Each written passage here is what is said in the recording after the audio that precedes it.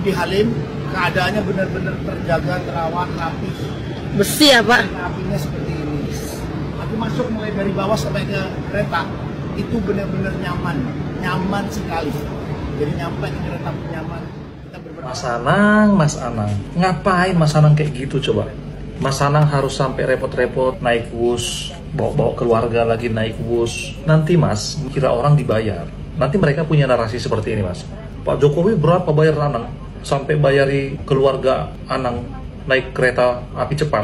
Biang kerok daripada proyek kereta api cepat. Kalau kita sebutkan, pertama adalah Joko Widodo. Narasi lagi, framing lagi, narasi lagi, framing lagi. Teruslah itu mereka suarakan di sosial media ya.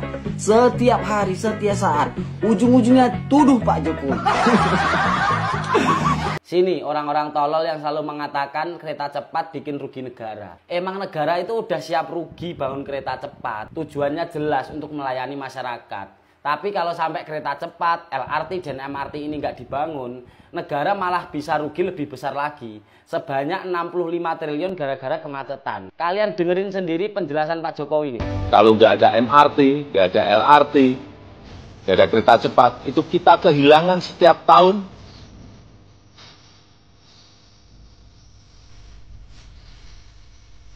karena kemacetan itu 65 triliun. Kalau Jabodetabek mungkin sudah di atas 100 triliun. Pilih mana? Saya bilang sama Anda, tesis tentang investasi asing dan pinjaman luar negeri pada akhirnya adalah menggadaikan kedaulatan negara. Itu adalah kebohongan yang sengaja dibuat supaya isu KCIC ini semakin memanas.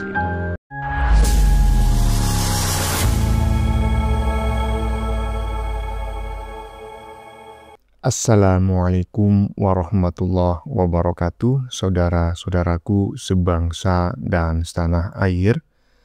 Dimanapun kalian berada, semoga kalian selalu dalam kondisi sehat walafiat. Berjumpa lagi dengan saya di Gaspol Update. Kami bukanlah buzzer pihak manapun. Kami hanya menyajikan keputusan ada di tangan Anda. Teman-teman, ini ada video yang menurut saya cukup menarik ya, yakni tentang utang kereta cepat yang semakin kesini semakin digoreng-goreng oleh para pembenci Jokowi. Apalagi sejak dulu memang para pembenci Jokowi itu sudah tidak setuju dengan proyek kereta cepat yang dibangun di masa pemerintahan Jokowi tersebut ya. Tetapi bukan sudrun namanya jika koplaknya kagak ketulungan. Aduh, Jokowi menjawab ya, tidak ada proyek transportasi yang untung. Bukan hanya di negeri ini ya, saya kasih tahu. Bukan hanya di negeri ini. Di semua negara di dunia, proyek transportasi umum itu nggak ada yang untung. Semua pasti rugi ya. Karena memang itu sudah tanggung jawab negara untuk menyediakan sistem transportasi massal seperti itu. Walaupun akhirnya rugi. Tetapi, kata Jokowi, jika tidak ada kereta cepat, maka negara Indonesia akan semakin merugi. Bahkan kerugiannya itu 20 kali lipat lebih ya. Jadi kerugiannya itu jauh berlipat-lipat, bayangin ya. Tentu saja ini secara tidak langsung telah membungkam mulutnya Sudrun yang selama ini sangat ember. Kalau mereka punya malu sih. Nah, bagaimanakah videonya dan bagaimanakah respon netizen? Mari kita tonton bersama. Kemudian mari kita komentari bersama di bagian akhir video. Ini dia. Di Halim keadaannya benar-benar terjaga, terawat, rapi. Besi ya Pak? Rapinya seperti ini. Aku masuk mulai dari bawah sampai ke kereta, itu benar-benar nyaman sekali. Jadi nyampe ke kereta nyaman. Mas Anang, ngapain Mas Anang kayak gitu coba? Mas Anang harus sampai repot-repot naik bus, bawa keluarga lagi naik bus. Nanti Mas, kira orang dibayar. Nanti mereka punya narasi seperti ini Mas. Pak Jokowi berapa bayar Anang? Sampai bayari keluarga Anang naik kereta api cepat, naik bus. Sebegitu paniknya ya, sampai harus bayar artis supaya naik bus. Gitu nanti Mas. Karena mereka ini lagi serius, lagi mengeluarkan effort yang luar biasa supaya Pak Jokowi dan Gibran itu jatuh. Jadi momen kereta cepat ini momen-momen bagus buat mereka.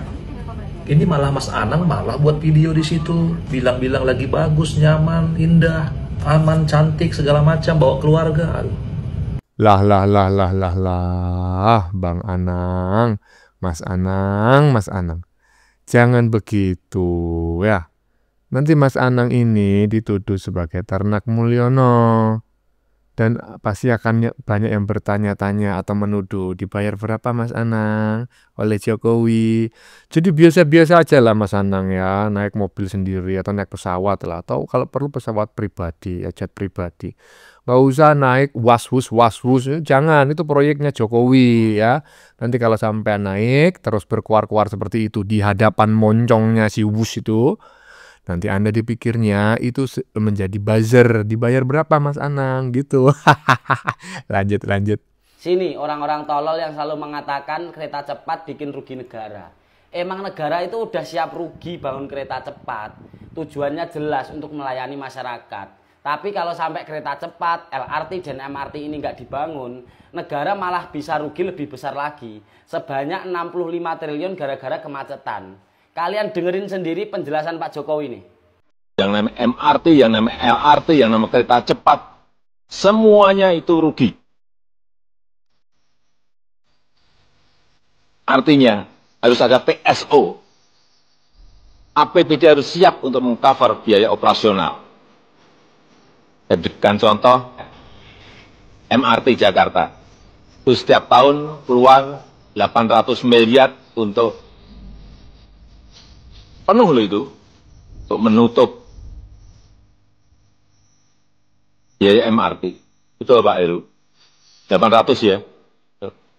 Dan hitungan saya, kira-kira kalau semua jalur nanti selesai, kira-kira APBD harus keluar 4 triliun.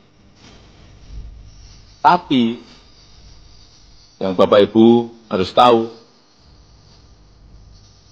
kalau nggak ada MRT, nggak ada LRT, nggak ada kereta cepat, itu kita kehilangan setiap tahun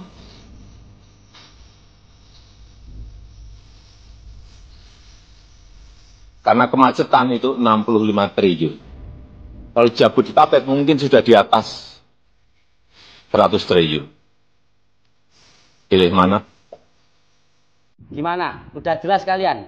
Kalau nggak jelas ya emang otak kalian ini udah tumpul.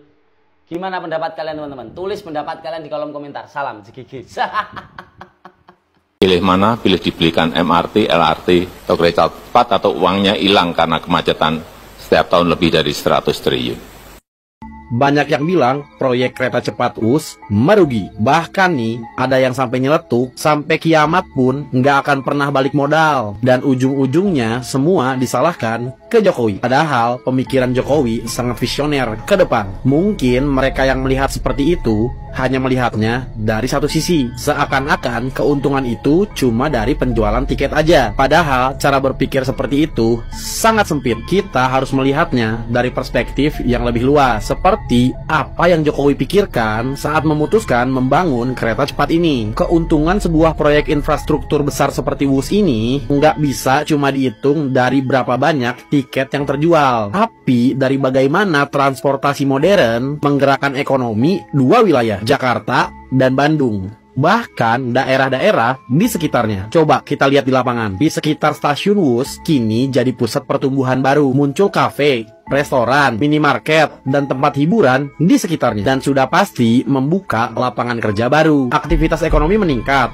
transaksi tumbuh, dan spending masyarakat lebih besar. Inilah keuntungan yang tidak terlihat tapi nyata. WUS itu menargetkan penumpang yang waktunya lebih berharga dari uangnya, yang rela bayar lebih demi efisiensi waktu. Artinya orang Jakarta sekarang lebih mudah untuk berwisata atau berbisnis ke Bandung, dan sebaliknya orang Bandung bisa ke Jakarta tanpa harus buang-buang waktu di perjalanan. Uang yang tadinya berputar di satu kota kini mengalir di dua kota sekaligus. Jadi kalau mau bicara untung rugi, jangan cuma lihat dari penjualan tiket aja. Lihat lebih luas dari multiplier efeknya. Bagaimana WUS mendukung investasi, pariwisata, lapangan kerja, dan pertumbuhan ekonomi lintas daerah. Karena di era pembangunan modern saat ini, infrastruktur bukan hanya sekedar alat transportasi, tapi mesin penggerak ekonomi bangsa.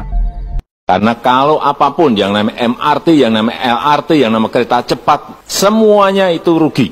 Artinya harus ada PSO, APBD harus siap untuk mengcover biaya operasional. Saya berikan contoh MRT Jakarta, itu setiap tahun keluar 800 miliar untuk penuh loh itu, untuk menutup biaya MRT. Betul Pak Heru? 800 ya.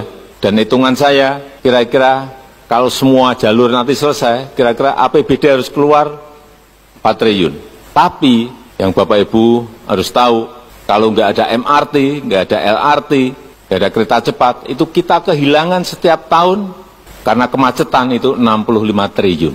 Kalau Jabodetabek mungkin sudah di atas 100 triliun. Pilih mana? Pilih dibelikan MRT, LRT, atau kereta cepat, atau uangnya hilang karena kemacetan setiap tahun lebih dari 100 triliun. Pilih mana? Pilih mana tuh? Hah? Itu adalah pernyataan Jokowi pada saat dia masih menjabat sebagai presiden ya, di akhir-akhir masa pemerintahan Jokowi tuh. Jokowi sudah tahu bahwa suatu saat dia akan dihujat habis-habisan terkait kereta cepat. Juga akan dihujat habis-habisan terkait pembangunan IKN. Dan Jokowi sudah mempersiapkan jawabannya. MRT saja Jakarta itu harus menutupi kerugiannya itu 800 miliar setahun. Dan kalau semua sistem transportasi di Jakarta itu selesai, maka Jakarta harus mengeluarkan anggaran untuk rugi menalangi operasional transportasi massal tersebut senilai 4 miliar. Tapi bayangkan, kata Jokowi, kalau nggak ada itu semua, negara rugi bahkan sampai di atas 100 miliar setahun. Pilih yang mana? Drone, otak pakai drone. Lanjut. Biang kerok daripada proyek kereta api cepat. Kalau kita sebutkan, pertama adalah Joko Widodo. Narasi lagi, framing lagi, narasi lagi, framing lagi. Teruslah itu mereka suarakan di sosial media ya. Setiap hari, setiap saat. Ujung-ujungnya tuduh Pak Jokowi. Memang ya, Said Didu, Roy, Suryo, Tifa, Rismon, dan lain-lainnya, ya itu memang tujuannya itu gitu. Karena memang sakit hati, dendam ya terhadap Pak Jokowi, ya sehingga apapun yang terjadi di dunia ini, ya Pak Jokowi yang salah. Gitu. Mereka ini hanya bernarasi, mereka ini hanya bermain framing saja gitu, dan berharap masyarakat itu ada yang percaya sama mereka ini gitu. Tapi ya aku yakin gitu ya, nggak ada tuh masyarakat yang benar-benar percaya dengan mereka ini selain orang yang itu saja. Mereka yang percaya sama mereka ini orangnya itu aja ya. Kalian boleh cek ya sampai manapun, nggak ada yang lain, nggak bertambah, justru malah berkurang nih ya. Kalau nggak Purnawirawan, nenek-nenek, kakek-kakek, terus apalagi Roy Suryo, nanti Faisal Asegaf, nanti pokoknya ganti-gantian lah. Ganti-gantian itu aja sampai kiamat itu terus. Itu terus, gue nggak Faisal Asegaf nanti oke, ini Faisal Asegaf lagi redup ya kan, nanti Refli Harun masuk, Refli Harun nanti redup ya kan, masuk lagi si Sentana TV. aduh pokoknya gitu-gitu ya terus ya. aduh. Sampai kiamat itu aja terus. Kalau nggak si Asegaf ya kan, si Kirun ya kan, ahli tata negara abal-abal, dan juga siapa lagi kalau bukan si Kirun, Setannya TV, Dokter Mangkrak, si Maling Panji, si ikan buntal barusan ya kan. biang kerok kereta cepat katanya, bangun jalan tol katanya biang kerok, disalahin itu. Padahal jelas jalan tol itu sangat membantu sekali, betul-betul sangat membantu. Bukan hanya di Indonesia, Trans Sumatera, Trans Papua itu sangat membantu sekali. Dan apa katanya si Roti Gulung? Jalan tol nggak bisa dimakan. Dikasih makan siang gratis ya oleh Prabowo, juga disalah-salahin. Aduh. Bangun kereta cepat disalah-salahin. Ini usul saya ya, orang-orang yang semacam ini seharusnya dikumpulin, dikarungin, dikirim ke negara asal leluhur mereka, karena rata-rata mereka tidak berasal dari negeri ini gitu loh ya, cuma di sini bikin gaduh aja. Makanya kan namanya siapa? Said Gaduh. lanjut. Saya bilang sama Anda, tesis tentang investasi asing dan pinjaman luar negeri pada hakikatnya adalah menggadaikan kedaulatan negara. Tesis tentang investasi asing dan pinjaman luar negeri pada hakikatnya adalah menggadaikan negara. Bahasa yang sederhana dibungkus dengan gaya bahasa intelek dan Ya, terlalu berapi-api di bagian depan tadi ya, yang hakikatnya investasi asing, apa tadi itu? Pokoknya menggadaikan kedaulatan bangsa dan negara. Ya kalau tidak ingin digadaikan dalam tanda kutip yang Anda sebut itu, ya Anda itu harus cerdas, bisa memanfaatkan semua sumber daya alam di Indonesia. Dan juga ya dari hulu sampai hilir. Hilirnya itu apa bang? Ya pemasarannya. Misalnya nih, kita punya nikel, ya kan? Ya udah, nikel itu olah menjadi barang jadi, kemudian jual. Nah itu hilirnya di jualannya itu. Bisa nggak kau menjual di luar negeri? Bisa nggak kau mengekspor gitu loh. Nah semuanya itu kan nggak bisa diselesaikan dengan sendiri gitu kan. Ya kalau misalnya kita mampu segalanya ya nggak masalah. Tapi pertanyaannya, ya kan, kalau kita hanya mau menjual di luar negeri, kemudian orang luar negeri nggak boleh menjual di negeri kita, nggak boleh mengambil sumber daya alam kita, ya kan? Ya mana ada yang mau, di mana-mana itu sistemnya itu win-win solution, saling menguntungkan. Kau boleh menjual barangmu di negaraku, tapi izinkan saya mengambil bahan bakunya di negaramu. Saya beli, kemudian saya olah, kemudian saya jual lagi. Tapi kompensasinya kamu boleh mengekspor barang-barangmu, tekstil dan lain sebagainya ke negaraku. Itu memang sudah hukum alam, hukum internasional gitu loh. Ah, kau ini masa nggak ngerti sih macam kayak gitu, seolah-olah ingin kau kuasai sendiri semua yang ada di Indonesia ini. Pertanyaannya, setelah kau kuasai sendiri, mau kau jual di mana? Kalau negara asing tidak mau menerima karena negara asing merasa tidak pernah diuntungkan. Aduh, profesor-profesor macam apa kayak gini. Lanjut. Mari kita mendengar pernyataan politisi atau kader PDIP ini. Yang pertama kita berbicara tentang kereta cepat Indonesia. Saya mau menyampaikan bahwa memang sejak awal kereta cepat Indonesia ini sudah gagal nalar. Kenapa gagal nalar? Karena memang proyek ini adalah hasrat ambisius yang tidak dikalkulasi soal kemampuan membayar. Ini utang bukan pinjaman gratis. Kalau kita melihat biaya yang dikeluarkan untuk membangun kereta cepat Indonesia ini sampai 120 triliun dengan ekspektasi bahwa kereta cepat ini akan beroperasi normal, pendapatannya 100% dari kursi yang tersedia. Ternyata sekarang semua analisis itu kan tidak sesuai dengan ekspektasi. Itu yang pertama. Yang kedua, bahwa gagasan ide dari kereta cepat ini sudah tidak Pancasilais sejak awal. Karena kalau kita bicara tentang membangun Indonesia dengan konsep Pancasila dan konstitusi Undang-Undang 45, dan nawacita loh waktu itu.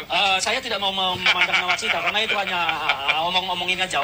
Saya mau melihat dari konstitusi Pancasila. Di sana jelas-jelas tertuang kata adil makmur. Dan ini tidak menggambarkan bahwa ini adalah pembangunan yang berkeadilan. Kenapa tidak berkeadilan? Karena kereta cepat ini segmennya tidak masyarakat umum keseluruhan. Tidak masyarakat umum secara keseluruhan. Karena ini segmen penggunanya terbatas. Karena kenapa terbatas? Tiketnya itu jauh lebih mahal daripada kereta yang ada. Contohnya kita ambil kereta Parahyangan. Tiketnya mahal. Maka yang menggunakan kereta cepat itu segmennya terbatas. Bang Ferdinand Huta Hayan, saya paham Anda adalah kader PDIP. Saya mau bilang kepada Anda begini. Beginilah kualitas orang yang tidak mengerti tentang ilmu transportasi. Saya malu mendengar pernyataan orang yang tidak mengerti transportasi berbicara tentang transportasi. Sehingga otaknya, kemampuannya lemah. Lemah banget. Politisasi yang dimainkan melalui narasi tidak adil, kurang makmur. Bahkan ada beberapa lain yang dia sampaikan tadi. Inikah kualitas PDIP? Hei Bang Huta Hayan, Bang Ferdinand, Anda baru tahu bahwa dalam ilmu transportasi tidak seperti itu jawabannya. Ketika orang mau ingin merencanakan sebuah transportasi sudah tentu melibatkan para akademisi yang matang di bidangnya. Wajar kalau Anda bukan orang transportasi berbicara tentang transportasi. Akhirnya yang Anda tunjukkan adalah kebodohan Anda. Bukan kepintaran Anda, tapi kebodohan Anda. Makanya belajar lagi, baru berbicara. Saya mau koreksi lagi. Waktu Pak mantan Presiden Pak Jokowi menjabat, kan PDIP di belakang kan? PDIP mendukung Pak Jokowi 2 periode kan? Ketika perencanaan pembangunan ini, bukankah PDIP itu setuju, sepakat untuk dilaksanakan? Tahun 2018, saya Magister Sistem Transportasi diminta untuk mewakili teman-teman transportasi dan bergabung dengan beberapa teknik sipil, arsitek lain sebagainya, didampingi oleh Pak Imam Mutohar, dosen Imam Mutohar, datang tur di dulunya bernama KCIC yang sekarang berubah nama menjadi WUS. 2018 magang di sana ataukah tur 1 hari, belajar tentang kereta cepat di sana. Ternyata kereta cepat ini sangat bermanfaat dalam ilmu transportasi. Pembangunan transportasi pasti ada hitung-hitungannya. Terkait dan yang Anda sampaikan tentang utang. Saya mau kasih tahu ke Anda. Transportasi Curitiba Brasil selama 30 tahun pimpinannya harus ribut dengan rakyat. Tapi setelah 30 tahun, hari ini transportasi Curitiba menjadi contoh dunia untuk orang-orang transportasi. Jadi menurut pandangan saya, apakah ini kualitasnya kader PDIP ketika menikmati jabatan yang dipimpin oleh Pak Jokowi saat itu? Anda puji-puji Jokowi, Anda juga ikut setuju terhadap pembangunan KCIC atau WUS ini, tapi giliran sudah tidak mendukung Pak Jokowi, membenci, mengolok, menghujat ataukah mengkritisi dengan data yang tidak berdasar. Saya kalau ketua umum PDIP malu punya kader yang tidak berkualitas seperti Bang Ferdinand ini. Bang Ferdinand, Anda belajar lagi lah, ya, baru berdiskusi. Bikin malu kami anak transportasi karena narasi yang Anda bangun itu tidak tepat. Ya, saya sependapat ya dengan Fritz Alorboy barusan ya. Walaupun dulu saya sangat tidak sependapat karena Fritz Alorboy ini dulu kan anak abah, nggak tahu minum obat apa, ya tiba-tiba dia sembuh dan sembuhnya permanen. Ini sangat mengejutkan sekali. Dan dalam video yang baru saja kita saksikan, si Fritz ini mengomentari pernyataan salah satu kader partai terbesar di Indonesia ya, walaupun dia hanya kader ecek-ecek gitu ya, nggak punya jabatan karena dia model orangnya kutu loncat. Partai si A, partai B, partai C gitu ya. Di partai A dia nggak mendapatkan sambutan baik. Ya kan partai kan kadernya nggak satu. Enak aja kau baru masuk ingin mendapatkan jabatan. Emang kau siapa? Emangnya kau pikir nggak ada orang hebat di partai yang kau masukin? Dan sekarang dia mungkin dalam rangka memperbaiki citra ya, panjat sosial agar dia mendapatkan suatu jabatan lah di partai terbesar di Indonesia. Jadi dia macam kayak gitu, nggak ngerti apa-apa, dia sok-sokan aja ya kan, ngomongin kereta cepat dan lain sebagainya. Padahal menurut saya itu sangat memalukan sekali ya, bukan hanya memalukan bagi dirinya sendiri, tetapi juga memalukan bagi partai yang merasa dia wakili gitu loh. Semakin nungsep partai kau kalau kau membelanya macam kayak gini gitu. Bagaimana menurut kalian? Keputusan ada di tangan Anda. Silakan tulis di kolom komentar, baik Anda yang setuju maupun yang tidak setuju dengan isi konten ini. Sebelumnya saya memohon maaf ya jika dalam penyajian konten ini ada kata-kata yang menyinggung, kurang tepat penggunaannya, atau ada data yang dianggap keliru atau salah. Saya memohon maaf yang sebesar-besarnya. Kita jumpa lagi di lain video. Salam NKRI.